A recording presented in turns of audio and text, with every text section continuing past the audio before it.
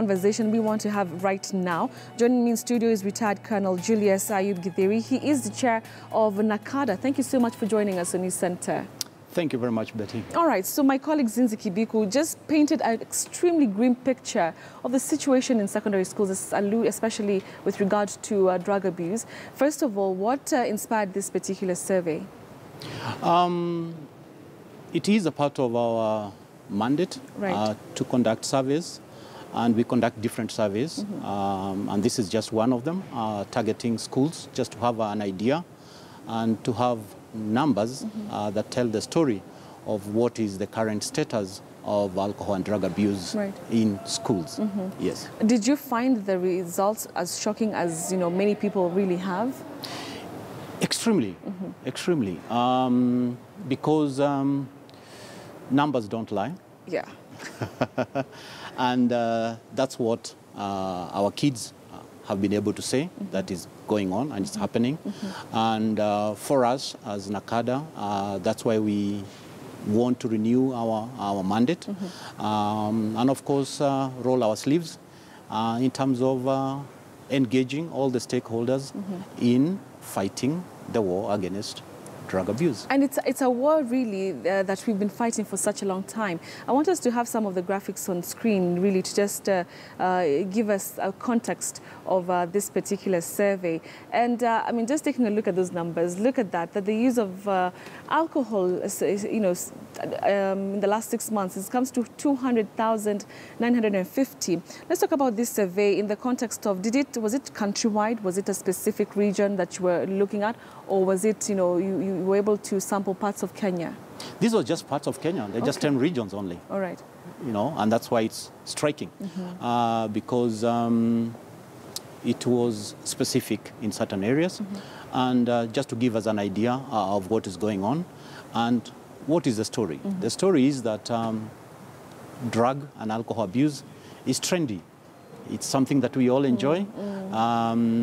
We are able to see our youth, and during our birthday parties, that's what we partake in our homes. So every time I've participated in a birthday party, there will be alcohol as a part of the occasion, and in our weddings and everything else. So we are telling our story as Kenyans, that alcohol and drug abuse, and even in our homes, we think it's a trendy thing. We have seen the increase in number of bars, even in our residential areas. So that's what the numbers are bringing up. And talking about access of this, of the drugs to our young people, like you mentioned, we have birthdays, and you'll have the grown-ups, saying that these are our drinks. You drink soda, but then later in the night, if everybody's drinking alcohol. So what can you say about the access that they have? Because we saw that you have parents who have now become sources. You have teachers also. How does that happen, especially in schools? Teachers, aren't they supposed to be protecting our students? It just explains that we have not taken the problem seriously. We feel that you can partake alcohol and get away with it. We have not admitted that the issue of addiction is real. We have not admitted that alcoholism is a disease, and you will start something innocently, and it will look very innocent, but the end results are shocking. And that's the reality that we need to face as a country, as parents, as teachers, that giving that young man a drink to try may resort to an addiction that you may not be able to manage.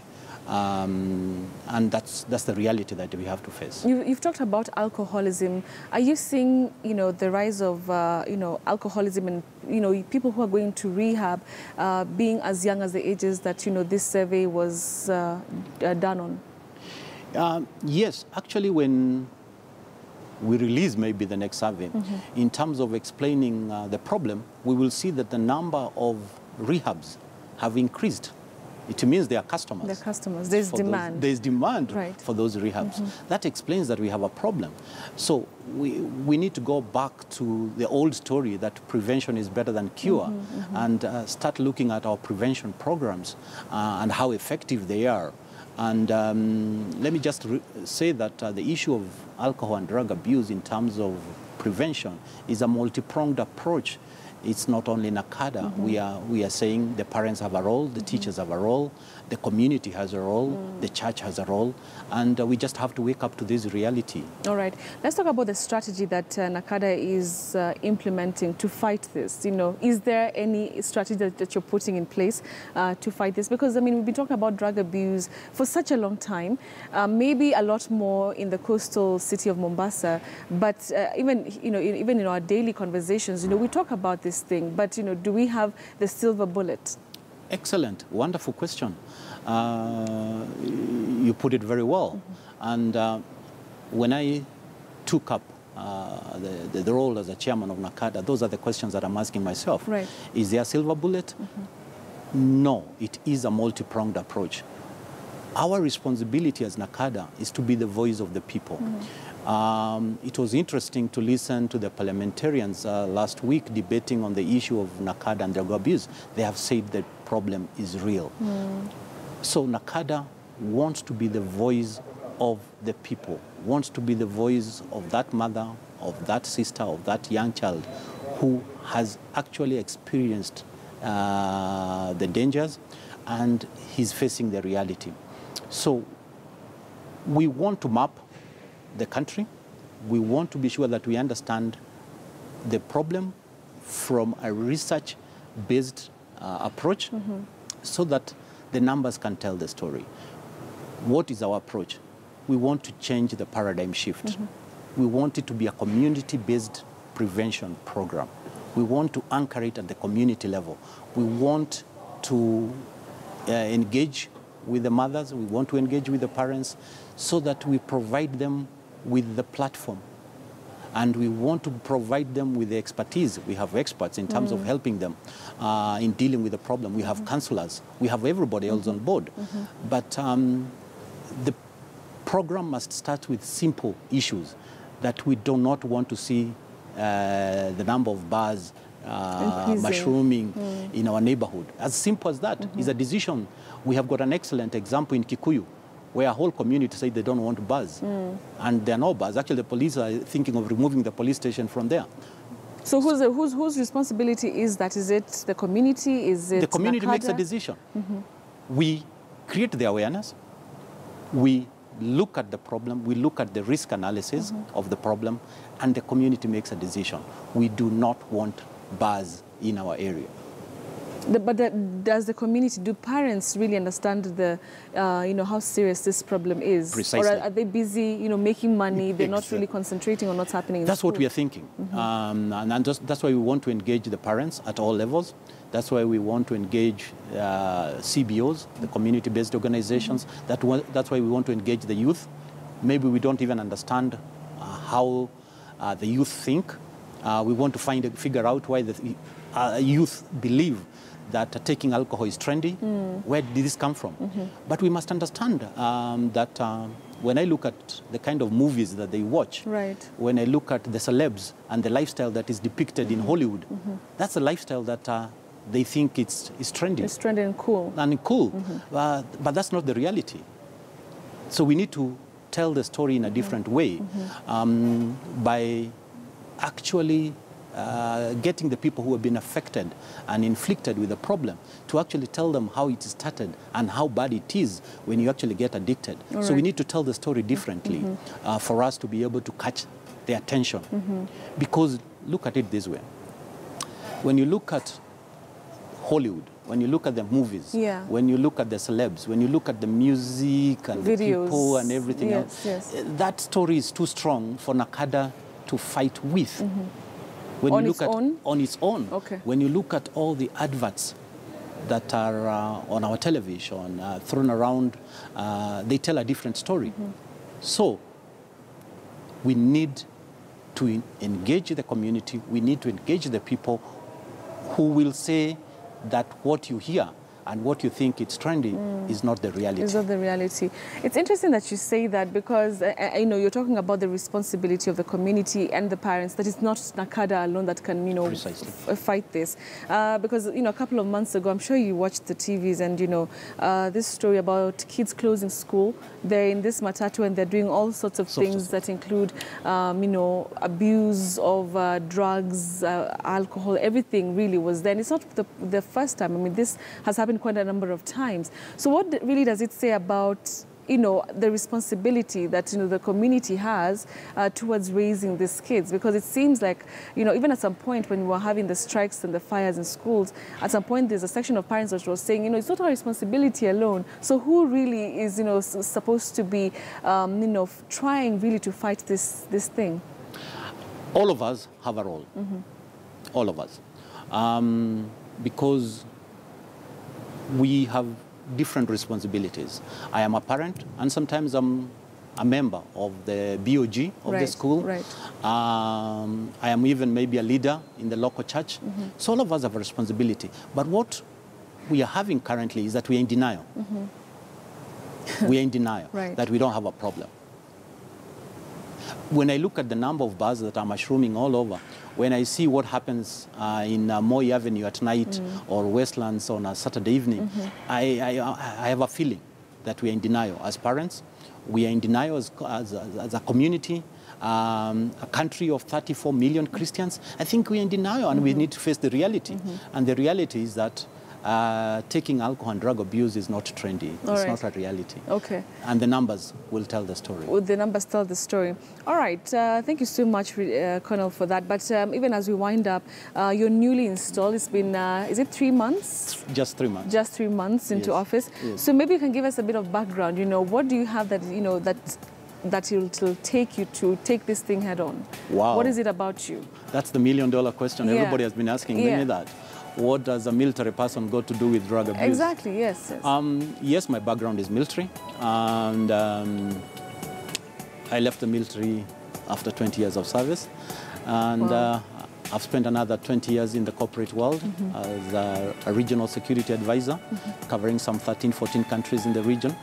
And my coming to NACADA is basically for one fact, that many years ago when NACADA started, I was a volunteer. Oh, at NACADA? At NACADA. Wow. That's how far back my story goes. And my story at that particular time was to show the linkage between alcohol abuse and crime. Okay. And security. So it was to tell the story that the issue of alcohol abuse is cross-cutting. It has something to do with your health. It has got something to do with the security situation of your local environment. It is that broad, because it's a behavior change. So as much as we take it lightly, we need to tell that story differently. So,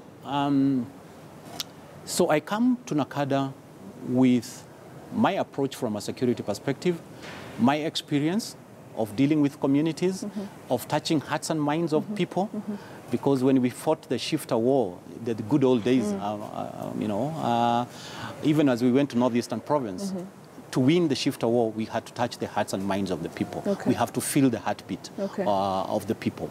The same thing with security. You can never win the war of security if you do not touch the hearts and minds of the community.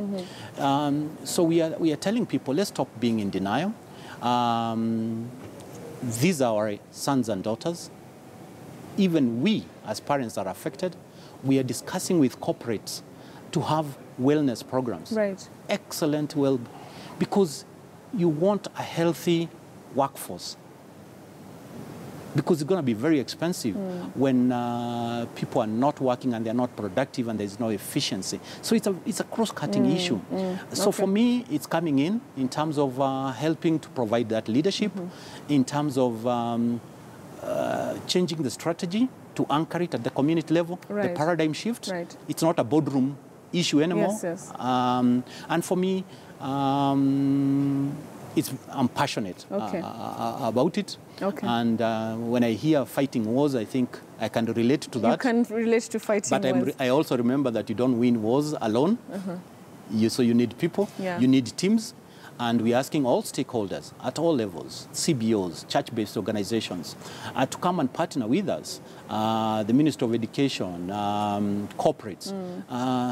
We're asking even the people who make money, who brew and post excellent results, that they have a responsibility in terms of anchoring their CSR programs in treating their customers. Okay, treating their customers. Interesting.